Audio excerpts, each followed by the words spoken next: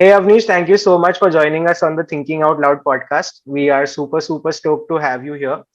Just a short intro about Avnish and what he's done in life. So Avnish has done his undergrad from ISI, that is the Indian Statistical Institution. Thereon, he moved on to IIM Lucknow for his MBA. After IIM Lucknow, he has had various stints, with some of them being at organizations like Standard Chartered. He was a founder of Caratlane, then moved out of Caratlane, had a brief stint where he started up on his own, again rejoined Caratlane, was promoted to the position of a CEO, and now currently serves as one of the co-founders at Carrot Lane. Thank you so much, Avnish, for taking out time and joining us for the Thinking Out Loud podcast. It's an honor to have you here.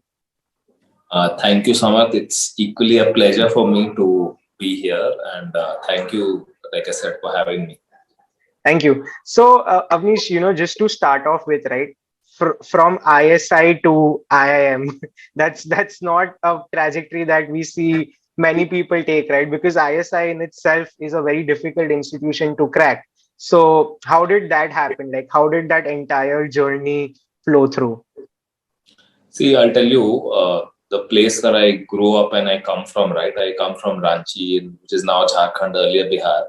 So Correct. growing up, there were you either could go and become an engineer or become a doctor or write the civil services exam. Right. Then one of my cousins got into IIM, right? So then that became another career choice. Uh, so those were things which were always on your mind.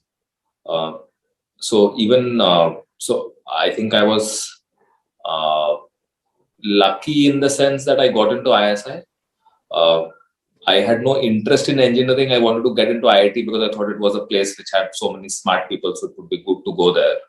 But Right. eventually, I always wanted to either write the civil services exam or to get into a place to do a MBA, essentially. That was always at least in my head, because you had a lot of role models like that in your life. That I had cousins who had either, or other family members who had either gone into the civil services or had gotten into IIM, etc. Obviously, it was not like a fixed thing. Mm-hmm. Even at ISI, I often thought about pursuing, a further specialization either in economics or something. Uh, Oftentimes, I have been fascinated with the prospect of teaching. So Right. those are there. But, I'll also be honest that I also, in a way, took the easy way out. Because at ISI, I realized that I thought I was good at maths or whatever, but there were people who were so much more smarter than me, so much better than me. And I also realized that I was not cut out for academia, in the sense the rigor and the discipline which is needed for that. I did not have that. So I would actually say that that was equally, like, there were two plans, 1A, 1B, Right. and 1C also. I took plan 1B because I knew plan 1A was not going to work. I still intended to write the civil services exam someday, but then again, once you started working, I realized, okay, this is good enough. So essentially, there was always like already a predisposition to get into IIM or do an MBA, essentially. And the people who had gone into there were a few people who had gone that route from ISI earlier. Very few, obviously. Right. Large earlier going into research and academia, and now a lot of them actually work in the industry also, because suddenly data science, etc., has become such a big thing. They all actually went into finance hardcore, and Mm. they did really well in that. That was my plan also initially, but again, when I got into IML, that was the plan, to study finance, and I have a specialization in finance, but I was terrible at it. You know, I Right. I almost didn't pass the course because I was so bad at it. That made you realize that you were not cut out for that. So I think overall, the learning from this was that you should not jump to career choices too early in life, Right. because you don't know what you're going to be good at, what you're going to really enjoy doing. And in fact, there's a term in Adam Grant's book, I forget the term right now, that often, our environment, the family, people you grow up with kind of put you into the situation that you make choices very early, which is a very bad thing to do. I was very lucky that I kept making these choices and I kept changing my mind, and I finally found something which I think where, everything kind of fell in place. Makes sense. Makes sense. So, just to double click on two particular points there, right? Um, like, so ISI again, like you said, was more focused on academia and research, right? Whereas IIM Lucknow was more management oriented, right? So, how was the crowd at ISI very like different from IIM Lucknow? And secondly, in today's day and age, right, people are very, very, vocal about IIMs, right? How was it, say, 20 years back, right? Because you graduated, I think, in 2003, if I'm not wrong. So, how was the whole IIM aura or ecosystem, if I may say so, at that point in time versus it is today? So your first question, I think back then, the large majority in ISI would go into research. They would go to Right, the people get into academia. Many of them would go into jobs, but I think the general industry had not warmed up to the skills which ISI graduates brought, right? Things like data science or statistical modeling, etc. The application of that was not very popular. So a lot of people would go into, say, Six Sigma roles or even IT jobs back then. right, But I think I would say actually from my batch, when my fellow classmates finished their masters and started passing out, from that time on, just placements went into another level. And now, because there are so many great opportunities available for ISI graduates, in fact, there's always a problem of more opportunities and less supply. That now correct, all smart people go into various industry roles, banks, analytics, insurance, actuarial science, etc., etc. And they obviously are doing really, really well. But the mindset at that time was still largely research. got it. Uh, at that point in time, there were people who had even gotten into IIT, but they came to ISI because they were really, they wanted to study pure, not applied maths, also pure maths. Correct, And I tell you, it's really hard. It's not what we study in school. correct, correct, Whereas the IIMs were concerned, obviously a lot of us, that was a time when the large majority would still be fresh graduates and not even people with experience, correct, uh, which has obviously changed a lot now. I think now finding a fresher would be a rarity, right? Most people would be people with experience. And that the one big change that does is that, a person with experience has far more clarity on what they want to learn, what they want to do. They are more serious about things because many of them are paying their fees. In my case, my dad paid my fees. So, so for us, it was almost as if we got out of one hostel and moved into another hostel. And right. obviously, people were very driven and very motivated, which I think is the case right now. But back then, I think they were again, it was still like a college where while people wrote case studies and they participated in competitions, but it was still more you are studying to get a good job. I think today it's changed so much. There are so many things to do on campus today as compared to what we had back in our time, because the whole startup scene has exploded. Right. People want to start out while they are still in college or immediately after that. That's one big change. People want to work in startups, right? They want to get different experiences right now, so they try more things, the kind of courses they take. And I also feel that the whole placement logic, while still largely placements happen through the placement process, I see a lot of people reaching out to even people like me directly with an interest to work in this kind of company. So I think people have taken, at least I would say, a large number as compared to our time. They have kind of taken control of their own destiny, that what they want to do, and not just depend on the placement logic. Obviously, there are not some new roles also, right? There's a thing called product management, which didn't even exist back then, which is Right. such an exciting thing to do, right? If you are in college, different types of organizations also today. So I think those are things which have changed. We were very limited in our worldview. I sometimes think about it. After the first semester, I realized I could not. everybody who goes to an IIM thinks I'm going to be in the top 25 or top 50 and I'll get the best placement. Correct. A lot of them realize after the first midterm of the first trimester itself that, boss, it's not going to happen. Some of them still keep fighting, some of them give up. I was in the Right. group which gave up. So once you give up, right, you have a lot of time because you're no longer trying to get a great grade. You have realized, boss, I can't win this race. So there's Correct. no, whether you're 170th in a class of 240 or 200, it doesn't matter. But I if I was a student now, even if I had not focused so much on academics, there were so many other things to do. People do live projects, but we were just having a good time after that. So I think a lot would have been different today. Makes sense. I think I can draw parallels with it because I graduated last year from IIM Code. So I can completely understand the top 5 percentile of the batch who's just wanting to study and the remaining 95 is doing something. But I think the prime difference is at your time when you were at L, I think there were not so many options beyond the curriculum. But now I think there are a plethora of options which are much more than the curriculum outside the piece, right?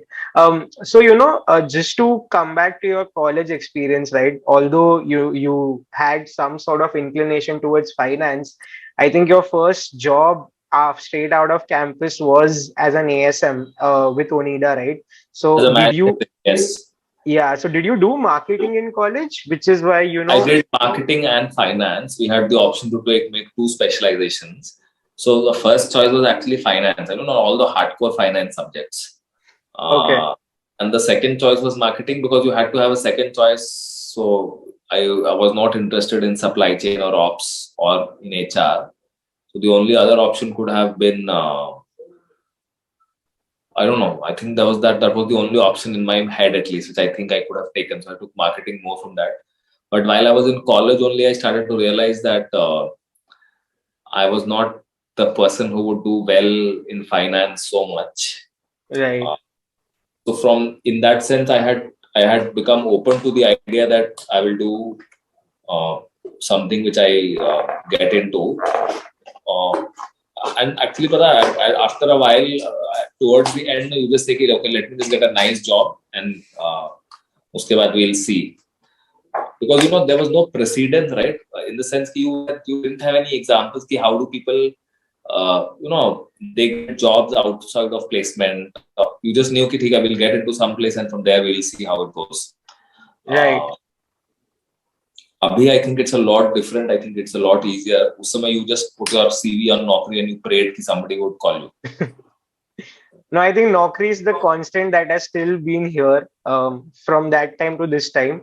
But just to take one step back, right? So if I see your career progression till where you moved on to Caratlane for the first time, it's more to do with sales and marketing, right? So I just wanted to understand that from sales marketing across various industries, how did Carrot Lane happen, given that you were employee number one and part of the founding team, right? So how did that entire process work, so to say?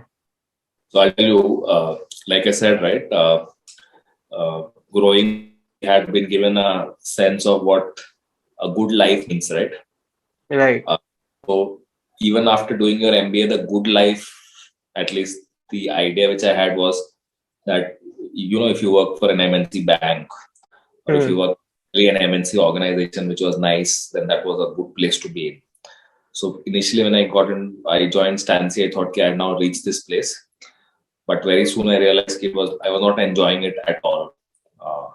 Then I thought that I should get out of sales and get into a slightly different role. So I joined DuPont and they had this India 10 leadership program where you were going to work on these strategic projects and build businesses in India based on DuPont's products. So I thought, okay, now I've got to this awesome place. This is a great role, supposed to be a great organization, which it is, no doubt about that. But there I reached a stage where I was actually very jobless. Typical US organization types ki Right. Okay, but nobody would call you. Weekends are free. So thoda kuch you did some work and then you realize that things will also move very slowly, right? You would have this Right. strong global leadership and global counterparts and बहुत सारी बात होती थी, but very little. It was not like this most aggressive organization to go after stuff. Correct. And at the same time, what happened that my wife and my best friend both had joined BharatMatrimony.com. Got it. I would see what they would do, and I would feel कि इनका काम बहुत ही exciting है and so interesting. Right. Right? Because fundamentally, you talk about कि customers ऐसे कर रहे हैं, we are changing this, we are targeting them like this, we are making this plan, we want to open this business. And that was also the time where I started blogging. So I have also started to notice the power of the internet directly, right? What it could do. So I used to be very fascinated that at least by their work and by the internet. And at the same time was equally super bored at work. You had kind of gotten, and a lot of my colleagues over there were like that, who had been in DuPont all their life and they were very happy. And it was this classic place you traveled and you went abroad and you had these meetings internationally and everybody feel ki, oh wow, you went to this country and you stayed in 5-star hotels and all. So a lot of people around me would feel great about it कि हाँ तो बहुत अच्छे से set हो गया सब कुछ. But I would feel कि ऐसे it can't go on for 20 years like this. Right. And I could see कि these people are doing such exciting work, right? I would, my wife would work on Saturdays. I would be at home. And I would feel कि इनके पास इतना सारा काम है and they are always chasing these deadlines and we were comfortable, right? I don't think the work pressure was also so great. So that was when I was thinking, okay, let me try something else. But I was also not sure what to do. Right. And at that time, I think in the most, and that's how serendipity happens, I think. That somebody said, okay, so I had also been always be very fascinated by the retail business. Right. I would have wanted to get into retail. You tried a few places, but nothing worked out actually. So somebody calls and says, okay, there's a company being set up and they want to create a team and they want to meet. So I asked them, what is the industry? They said retail. Actually, they didn't tell me anything, but I was wondering, I will go there and they will say कि experience nahi hai, because whatever they were thinking, he didn't tell me what. I think he told me retail, or I don't even remember whether he told me that or not. So I said, okay, I'll go. Okay. Then on the day of the interview, he says, are you going or not? I said, I have decided not to go. It will be a waste of time for them and for me. Koi point nahi hai jaane ka. He says, no, you go. They don't have any hang-up. They will look at your experience and say it's not relevant. They are very open. They just want good pedigree. This is the word he used. And you have all of that and they are very keen to meet you. So I said, ki boss, now it's too late. It's like 15 minutes left. I can't even make it. He said, don't bother. It's just across the road actually. So ऐसी बात है तो ठीक है, let me go. So I go there. I meet one of the founders who wanted to start this. So Mithun and Gopal started this company. Gopal was the tech person. Mithun was the one who brought in the jewelry expertise. So I meet Gopal. We have a long conversation, but he didn't tell me about the business then also. But I said, ठीक है, let's see what happens. Then they set up a interview with Mithun. So I go there. I'm in the conference room waiting. There's a person of my age, almost my age, who's standing there. I casually ask him, "Ki tum bhi interview ke liye aao kya?" He says, "Yes, but I am here to take the interview." So then oh my god, that's not the best way to get started. Correct. And then with Gopal, the interview with Gopal was all about the resume. With Mithun, we didn't speak anything about the resume. So he in fact, he saw the sports blogging part, so we spoke about sports a lot. And there was something else he spoke about a lot. I don't remember what, but nothing to do with work and nothing to do with jewelry or retail or any such thing. But we had good conversations. I liked him. This familiarity principle, right? I like that he was also so interested in sports. Then they told me about the business. So then I was like, in my head, right, I wanted to get out of DuPont because I wanted to do something more interesting. I liked what my wife and my best friend would do. There was obviously that risky jewelry business. This is 2007. not even 2008. There's no Amazon or Flipkart also in this country. So you obviously are a little apprehensive. You didn't even know what to ask them, right? So I asked my friends to ask them how much money they have. So I asked them, they said, we have, yeah, you don't even know how much is enough, right? Then you generally ask them some questions to feel ki kitna business mein dum hai. But and then you say, okay, you finally said, there were hardly any people who had worked in startups, right? Who do you ask also? Correct. My wife was very supportive in the sense she said, "Okay, if you are not enjoying this and if you feel you want to do this, then do it." And no, I by nature I'm somebody who enjoys doing new stuff or interesting stuff a lot. So even I was almost acting irrationally. I didn't know anything about jewelry or the jewelry industry, but just because it was a startup and you have to build something from scratch and it was internet and you said, "Ki karte hain," right?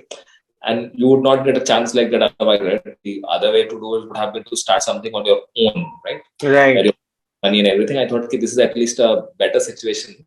They have an idea, they have people, so and you still get to do something, everything from the beginning. So that was like why I had irrational exuberance for this opportunity. Then my parents also played a big role. They said, what is the worst thing which will happen? After 6 months, they might say, band ho gaya, we will support you then, so that you don't have to worry about it. So then I thought, it's like there is a lot of upside, it will be interesting.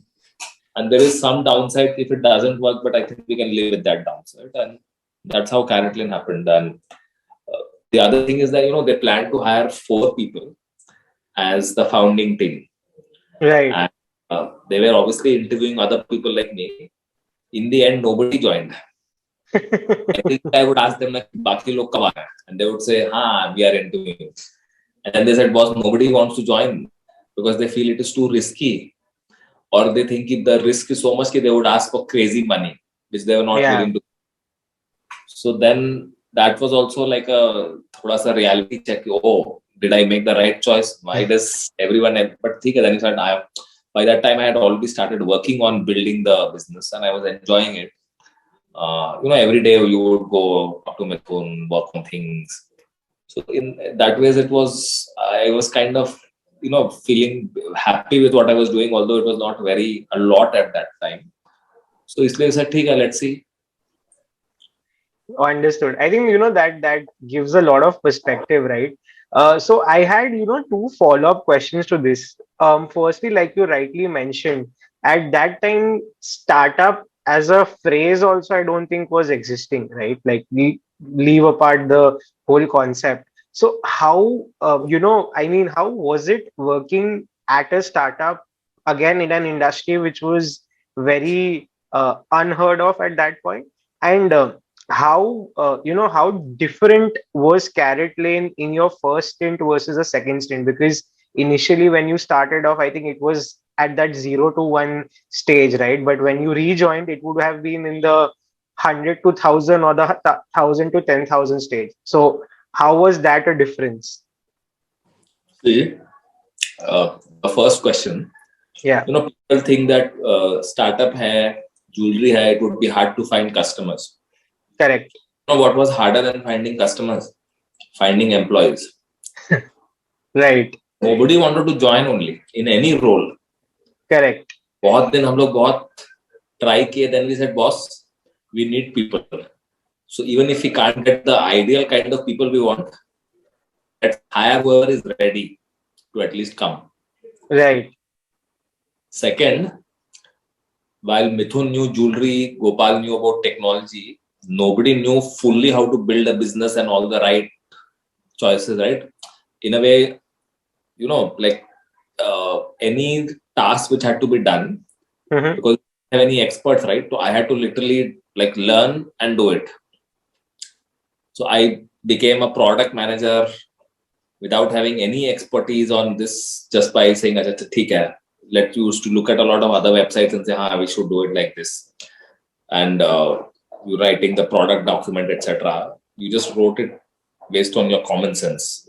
There was no other way to do it.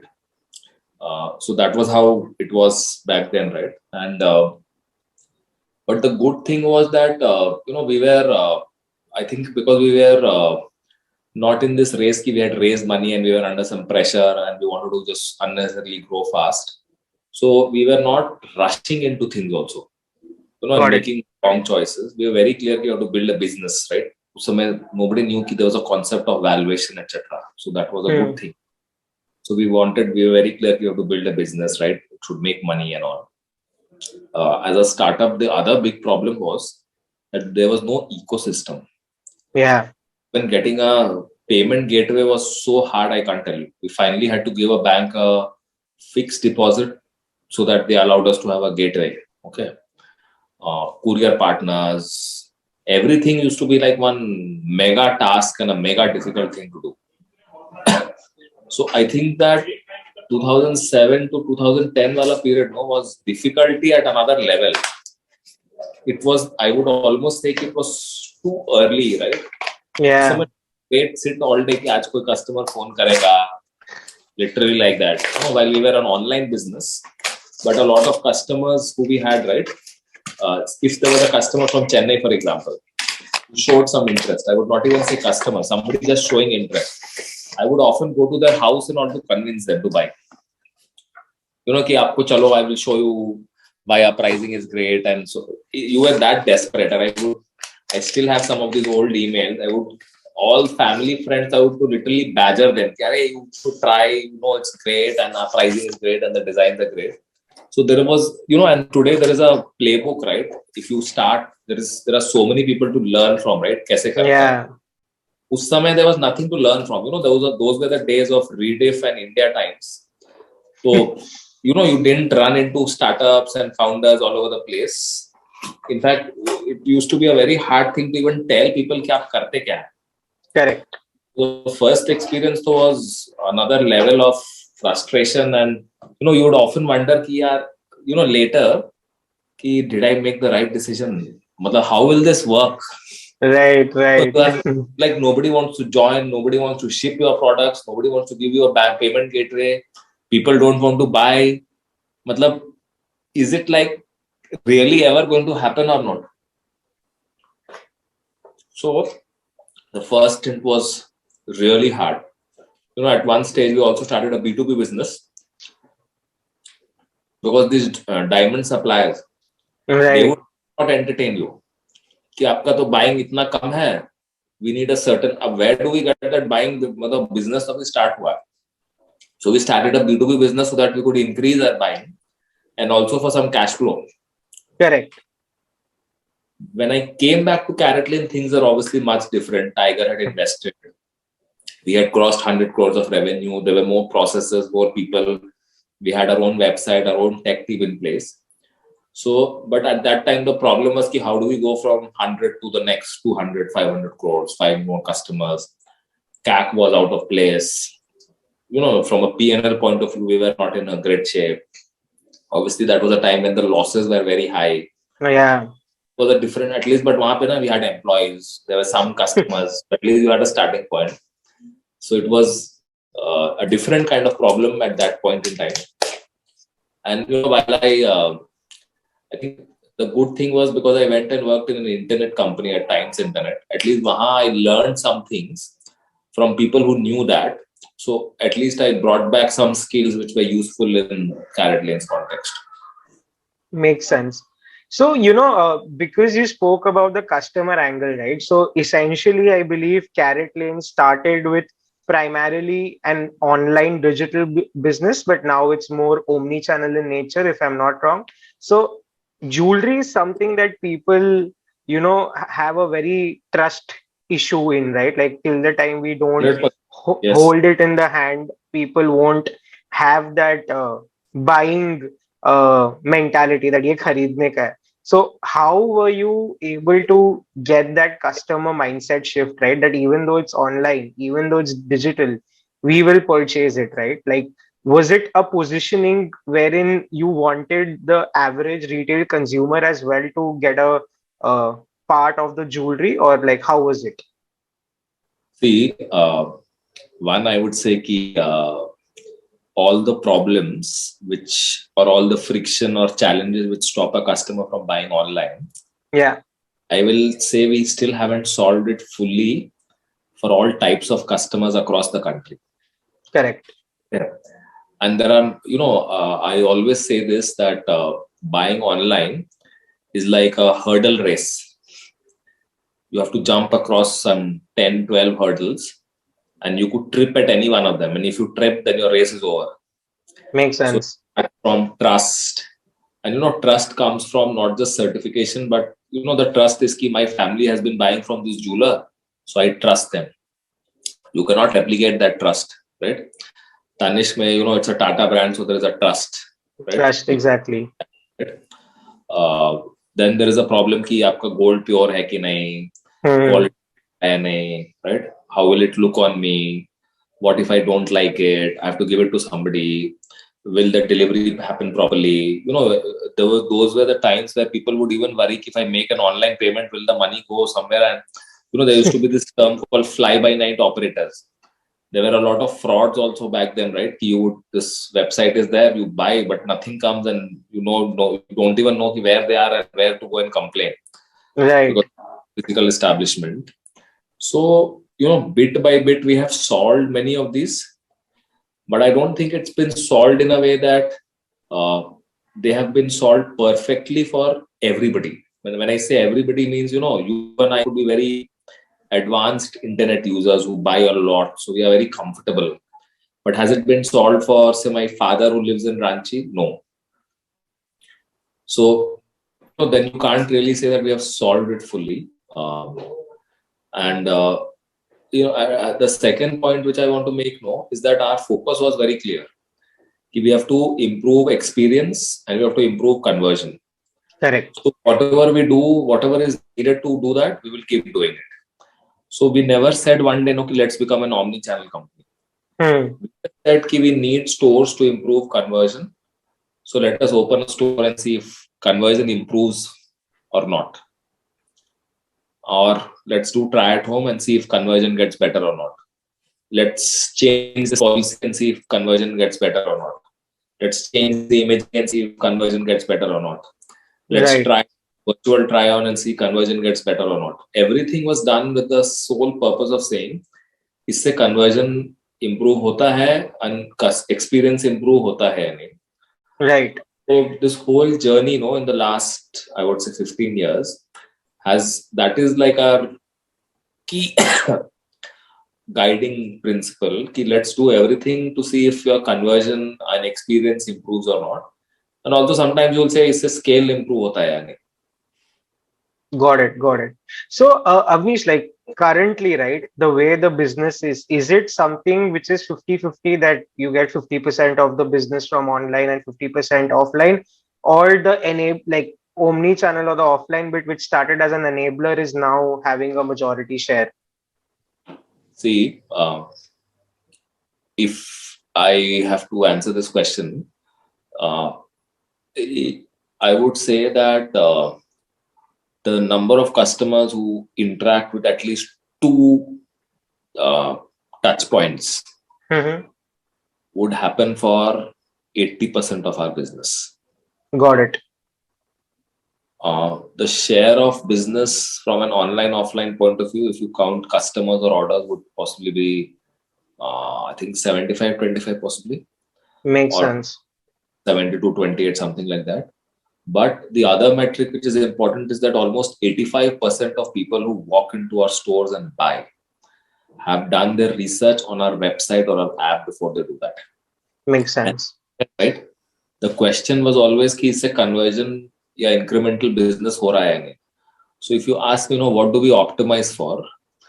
There was a time when we used to separately have an online marketing team and they would only optimize sessions for online conversion. And then there would be a retail marketing team which would be focused on ki footfall lana hai and get store conversion. But we realized it was very inefficient and it was a wrong way to do it because both people would try and say आप online खरीदो आप store मत जाओ या आप store में खरीदो आप online नहीं जाओ. So then that doesn't help. In fact, we have also seen that there are sometimes there will be a pin code or catchment where once you open a store, somebody who was buying online also will start going to a store sometimes. But now we are saying it doesn't matter. our job is that if 100 people come to our website, let's make more and more of them convert. How Correct. they convert, it doesn't matter as long as the conversion gets better.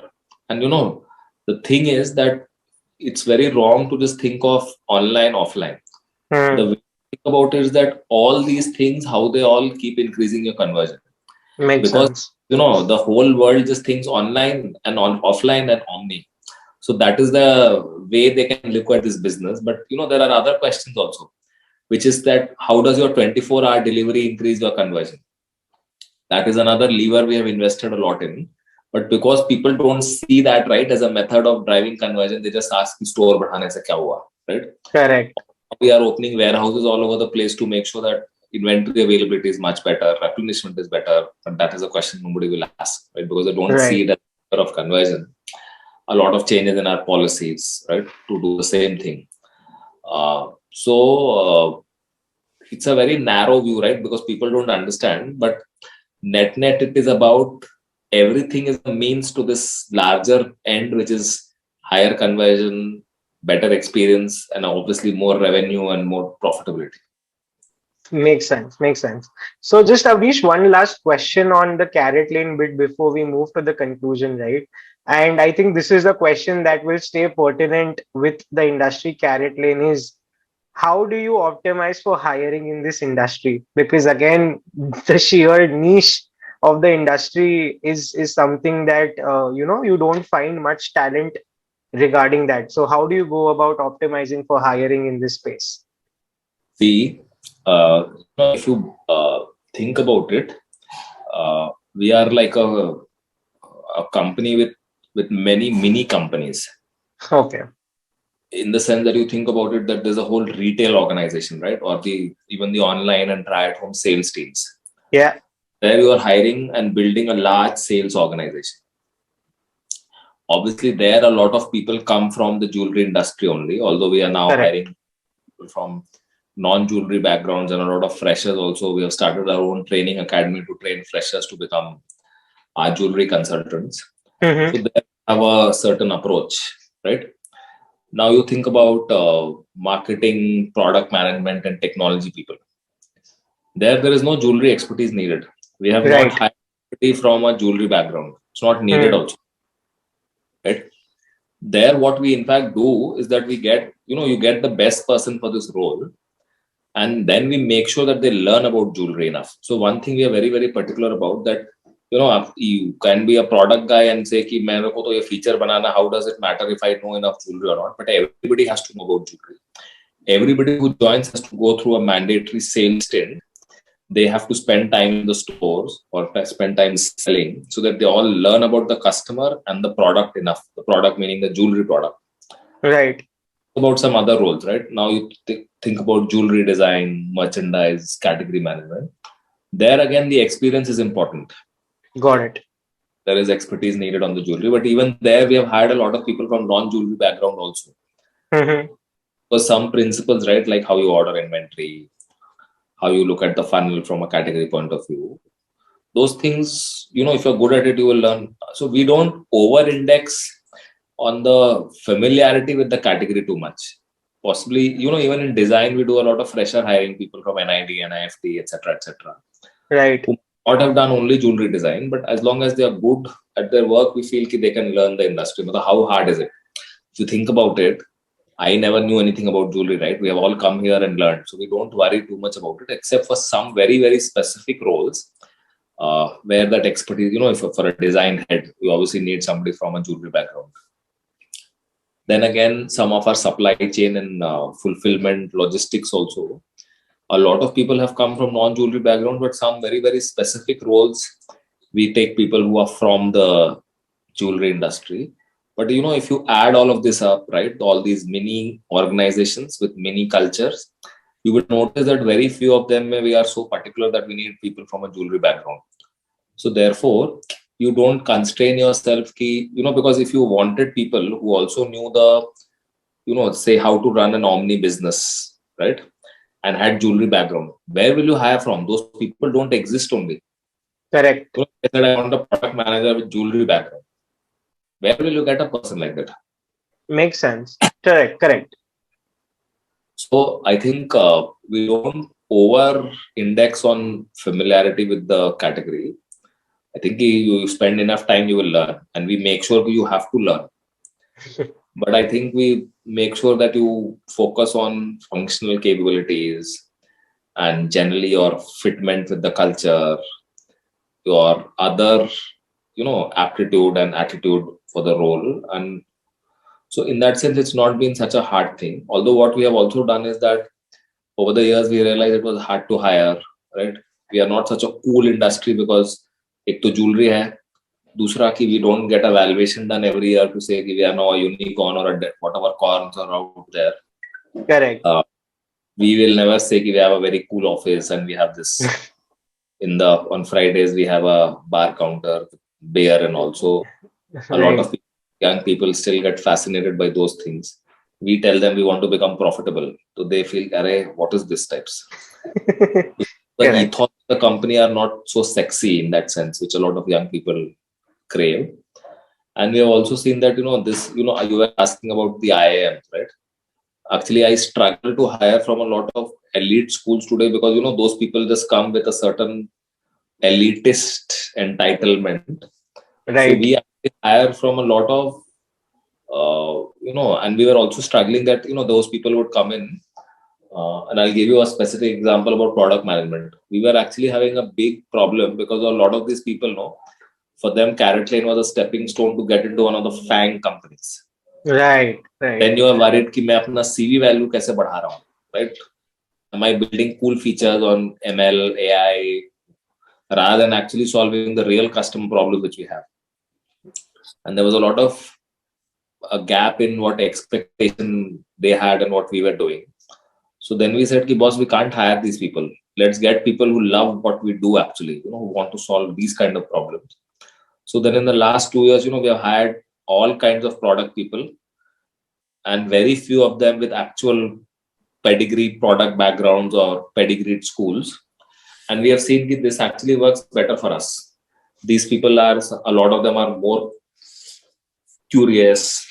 They are willing to learn the category, spend more time with customers. They are motivated by the purpose or the goals which we have. So actually what we have done is to hack that path. I'm a big fan of the Moneyball approach. Yeah. So we have tried to take some of those principles, right? That you change the hiring proxies. Because if I hire for the same proxies everybody is hiring for, which means top school, top company, then you have to pay top money, and then it becomes a different game altogether. Instead, you say, okay, we'll look at freshers, okay, or we'll look at people from. So we have got 2 people in the product team who are actually jewelry designers who have done. One of them has done a course and become a product manager. We have one girl who's studied psychology, I think. So we have that kind of people with that kind of background now, okay, and they all do a great job. We have people who we have internally promoted into product roles. There's one guy who was the try-at-home tele sales team, who's now gone through the journey of now becoming a product manager. So we have worked on hacking that part. But how do we not pay for the proxies which everybody is trying to use? How do we find our own proxies which work for us? Makes sense. Fair. I think that gives a really great insight in terms of how to internally optimize for resources already there, right? So, being privy of your time, Avnish, just moving to the conclusionary portions of the conversation, right? And this is something that we asked all our guests. What is financial freedom according to you? And B, what books, podcasts, newsletters, blogs, etc. you read to keep yourself upskilled, right? Because you have mentioned that whatever you are or wherever you are, it's more by trying, experimenting, learning, and reading. So these 2 questions. See, the sexy answer to financial freedom is that freedom means being able to do whatever you want. Right. So for me, again, that would mean freedom truly.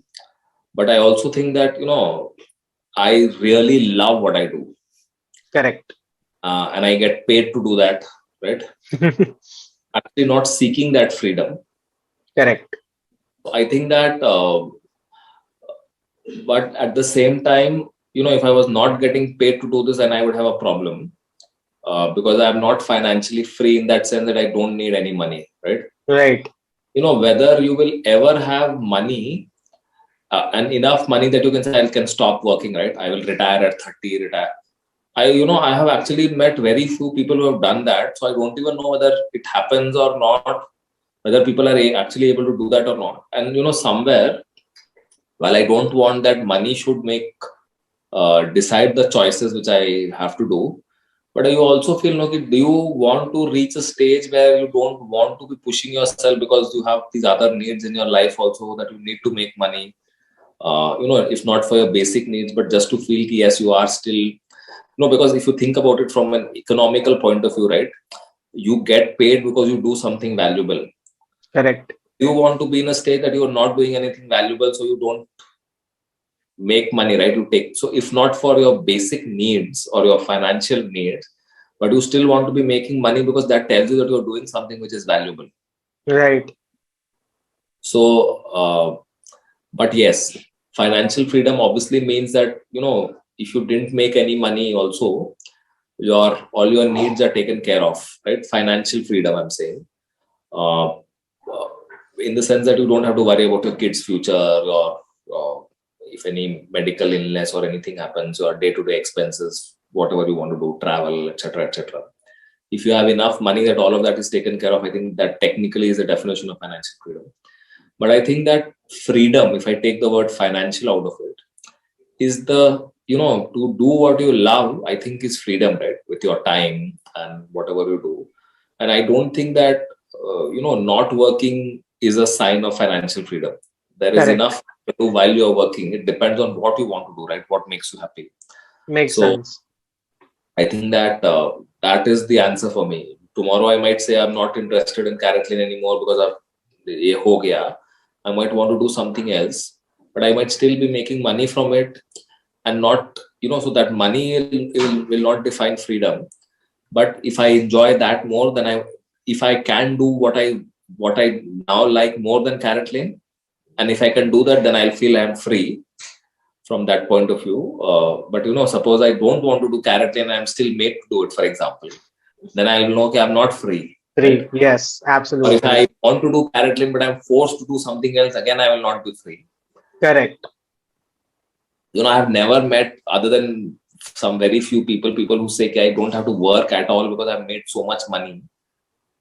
I also don't know whether I want that. Makes sense. I want to be a prisoner of your material needs, so that you have to, you do things which you don't want to do. But as long as you enjoy your work and you're making enough money to live peacefully, I think that is fine. Right. To answer your second question, I think, growing up and in college, we hardly had a lot of books, as in we only read fiction.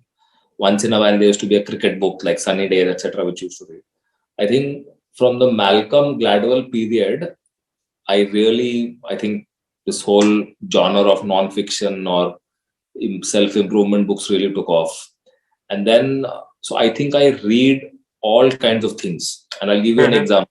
I think I have learned everything from, I think 80% of what I know today, I've learned by reading a book and then getting the chance to practice it in Caratlane or otherwise. And, I think what, if I have to give one piece of advice on reading, or actually more than one piece of advice, because I really think that reading is the best thing which anybody can do to get better.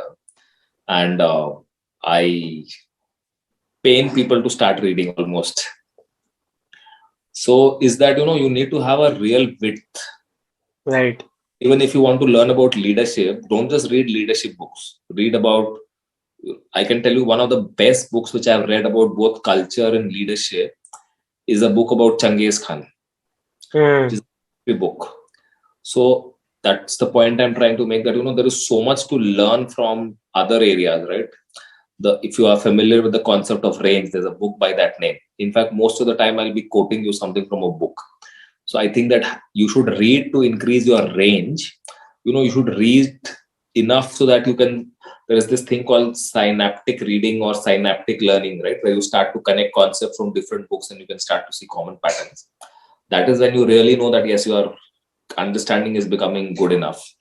So I think there is no shortage of books which have influenced me a lot, and I can totally give credit to a lot of books which I've really learned from.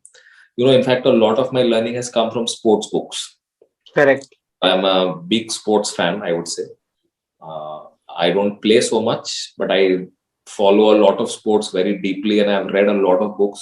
In fact, a lot of my best understanding about the concepts of team and culture and ownership and leadership has come from examples from sports. Mm-hmm. As I told you about Moneyball, right? Yeah. Another example from sports is this team called the San Antonio Spurs. There is so much to learn from them, about organizational alignment, again, their own principles.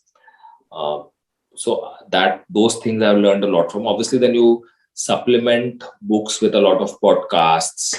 You Yeah. talk to people. I think I would call myself an over curious person. There's always 50 windows open where I'm googling something because I read something and I want to know a little more. So in a way, Google also has helped a lot by answering some of those questions which I've had by reading something. So there is this, I don't know what is the term for it, but I do this a lot. If you start from something, then you get onto another thing which is connected, then another, and then you get some understanding of that. Often I also, so one thing which I think, more than saying, okay, this particular area I want to get better at and you read 10 books about it. I think in my case, no, I have just read a lot. And then at any point in time, when I have wanted to understand something better, now I've found that some of the books which I read in the past for a different reason, but there were certain things from that which you could use today. So when I Right. read a book, I was not reading it to say, okay, let me learn Changez's leadership principles. You just read it because he's such an interesting character in history. But when you were thinking of, say, creating fairness in the organization, then you just remembered that he created one of the most fair um, structures, right, where there was no religious discrimination, there was no gender discrimination, there was no caste or any other discrimination, and everything was on merit, right? Right. And he was not even an educated person, but and that is why he was able to create such a powerful, mighty empire which stood the test of time. So I think reading, you should do, like a whole breadth of reading. If you are a marketing person, you should read about psychology, you should read about anthropology, you should read about design, you should read about, you should read about, for the longest time, I stopped reading fiction because I thought non-fiction was great. And then I realized that, actually, you learn about emotions and empathy by reading fiction. So I started reading fiction again. So I can go on and on about books. There is no end to it. Uh, Right. and so, yeah, I think I've read a lot and that has really helped me. Uh, and again, there are some podcasts also which I listen to frequently. There are some blogs which I read. But I also am biased towards books because I feel that, reading a book as compared to reading something digitally, right, when you're more distracted and which is a smaller piece of content, reading a book is more meditative. It Correct. also leads to a deeper understanding of the subject. A lot of people complain that this book may the same concept was repeated multiple times, but I feel that they're actually putting the concept through different scenarios and seeing if the theory holds in all of those scenarios, which means it's a more robust scenario. So don't say that they are repeating the same thing. But that's how I look at it. Uh, and I also tell people that if you read a book and you are not finding interesting, you should just stop it. Don't waste your time reading the whole book. You might have paid $500 for it, but the 10 hours which you will waste on it is more expensive than the 500 Expensive. for it. People have a problem with that. And I find it really useful to read multiple books at the same time. Sometimes you will just find so many common threads between those 2 books or 3 books which you're reading at the same time. And I think that is how, your brain neural networks get developed and they start making these connections. And over a period of time, I think, that's a skill which people should develop, where you practice so much, there is this concept of diffusive thinking where your brain works even when you're not working, because you're put in so much raw material and now it's used to making these dots connect in your head. Connected. Yeah, so that is a skill, if you really practice it a lot, it starts to then happen on its own. And I think that's one thing which a lot of reading, thinking, reflection, letting this diffusive thinking happening and actually deliberately trying to learn how to connect the dots. If you do it for a long period of time, then it starts to happen naturally. And I think that really helps in solving complex problems also. And that's, I think, one of the very important skills which I think we need today, right? Because problems are harder and harder today to solve, right? Those are no longer. So yeah, I think I've gone on and on about this, like I told you. But yeah, I cannot overemphasize the importance of reading. Makes sense. No, I think this has been a great insight, Avnish, and I think more than Caratlane, what I actually enjoyed was the entire book bit, because the way you deconstructed your learning process, having multi-industry exposure, that was absolutely mind-blowing for me. And again, thank you, Avnish, so much for giving us your time and coming on the podcast. It has been an honor, and we hope to meet you soon as well, physically, Sure. sometime in the future. But again, thank you so much, Avnish, for your time. Once again, my pleasure, Samarth, and all the best to you. Thank you. Meet soon physically, like you said. For sure. Thank you again, Avnish. Thank you so much. Thank you, Samarth. Bye. Bye-bye.